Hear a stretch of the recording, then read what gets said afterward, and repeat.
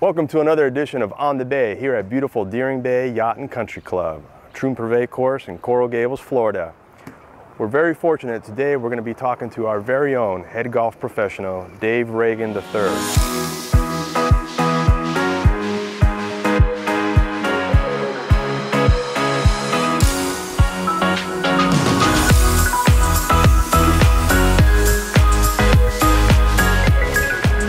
Dave, how are you doing?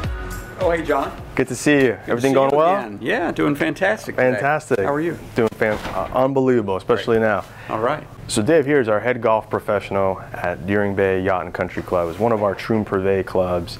Dave, how long have you been with the club? Almost 5 years. 5 years? Yeah, unbelievable. 5 years.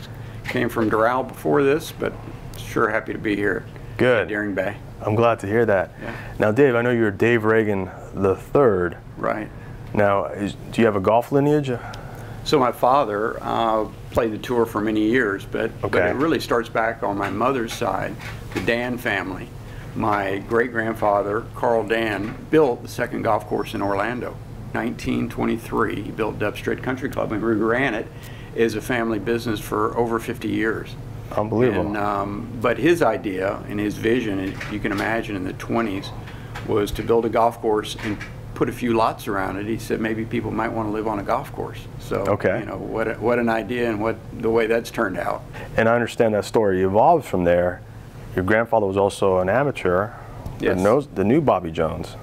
So my grandfather, Carl Dan Jr., ended up playing at a high-end amateur level. He won the Florida State Amateur 5 times. He also won the Southern Amateur. And so he was really pretty good friends with Bobby Jones. As you probably know, back then amateur golf was the thing. So all the amateurs in those southern states and throughout the country knew each other. And actually a funny story, and it's really maybe not so funny, but I remember my grandmother telling me the story, is they were sitting there in 1932 and got this letter in the mail from Bobby Jones, and she was sitting opening the mail and yelled across the room, says, "Carl, you've got a letter from Bobby." So he says, open it up. What does it say? It's an invitation. What's an invitation to? He's having a tournament called the Masters Tournament. Would like for you to come to participate. Unbelievable. So my grandfather says, well, when is it? And she said, well, it's going to be in April sometimes. He says, no, it's way too cold in Georgia in April. That's way too far to drive. So tell them thank you, but we'll do it another time. Unbelievable. So there you go. That's a great story. I appreciate you sharing that. Sure. And I think the story continues to evolve because your father, Dave Ragan II, has played in the Masters and also knew Bobby Jones as well. Right. So my dad was fortunate to play in the Masters 6 times. Okay. And had a super career. He won five professional tournaments, 3 official PGA tournaments, 2 unofficial PGA tournaments, and played on 1963 Ryder Cup team, and was also finished runner-up to Jack Nicklaus in 1963 in the PGA. So he had a great career. That's fantastic. Yeah, very blessed. So from the time of your grandfather, Bobby Jones, your dad, even yourself competing, what do you see or has changed in the golf industry, especially in the technology piece? Well, I think fitness, number one, fitness for all the players you see out there is sure increased, and the level of fitness you see the girls and the guys on their tours, bigger, stronger.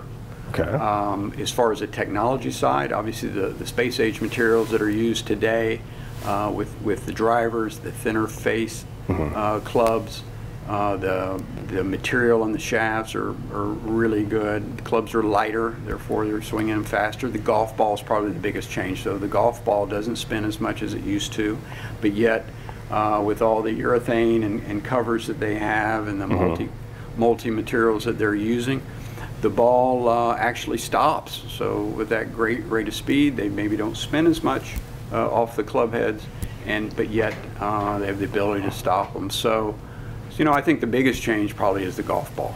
The golf ball. Yeah. But I'm sure at the end it all comes down to practice, practice, practice, practice, and lessons. I'm sure you would agree with that. Absolutely. And the latest on the lesson side of it, and you know, what you put in this game, you're going to get out of it. Sure. And I just truly believe that. And as we know, Tiger Woods just won the Masters, which is super exciting for golf.